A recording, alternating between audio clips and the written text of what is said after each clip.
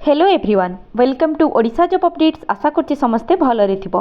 Friends आमर बहुत समय पूर्वर जमती कि आमर समस्ते वेट करिकी रहिथिले इगरली कि आमर ओटीटी एग्जाम तुम माने कहिनियो कि तुमनकर ओएसटीटी तुम माने कहिनियो तो एगुड़िकर एग्जाम केबे बाहरिबो बोली बहुत टाइम रे एगुड़िकर वेट चलीथिला। तेबे फाइनाली ए प्रतीक्षार तुमनकर अंत घटिछि। इतरे देखिनियो आमर ओएसटीटी पई ऑनलाइन फॉर्म फिलअप आमर BSC Odisha finally form fill up date से माने अनाउंस कर दीछंती। तेबे ओएसटीटी पई देख तुमनकर फॉर्म फिलअप डेट से माने ऑलरेडी जोटा कि मु कहली आरंभ हो जाइए। एटा तुमनकर ओनली 10 दिन पई चलिबो जोटा कि तुमनकर 11 डिसेम्बर स्टार्ट होगी 22 डिसेम्बर जाए चलिबो। तेणु ए टाइम रे साइट बहुत ब्लॉक रहिबो, पिला माने बहुत पिला ट्राई करिवे। तेणु तुम माने जल्दी जल्दी गुडी को फॉर्म फिलअप करि नियो। लास्ट डेट जाए जमा भी वेट न करी कहीं लास्ट डेट बेलू साइट ब्लॉक हो जाए फिर तुम मानक फॉर्म फिलअप करें फिर प्रोब्लेम्स हुए है। तेणु तुम मैंने लास्ट डेट जाए वेट न करी जल्दी जल्दी फॉर्म फिलअप करदेव। अच्छा तांकर ऑनलाइन फॉर्म फिलअप तुम मानकर देख ये वेबसाइट रे जाकि करिवो तांकर bscodisha.ac.in रे।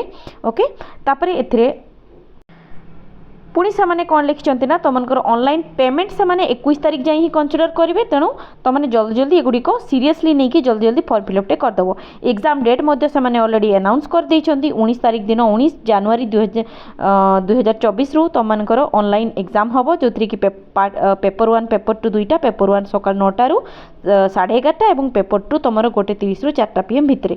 ठीक अच्छे तेबे एगुड़िक बहुत सर्ट नोटिस रे और बहुत सर्ट ड्यूरेशन भितर होउछि। तेणु या सीरियसली नहीं कि जल्दी जल्दी जाकि तुम ऑफिशियल वेबसाइट विजिट करिकी जल्दी जल्दी जाकि जमा भी डेरी न करिकी फॉर्म फिलअप टे करिनियो। ठीक अच्छे होप तुम मानक क्लीयर हो जाइए रिगार्डिंग इनफॉरमेशन।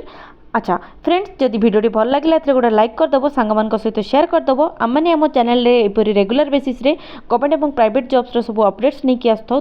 तेणु तुमने जब से पाइबापी चाहूच तेज आम चैनल टी सब्सक्राइब करनब।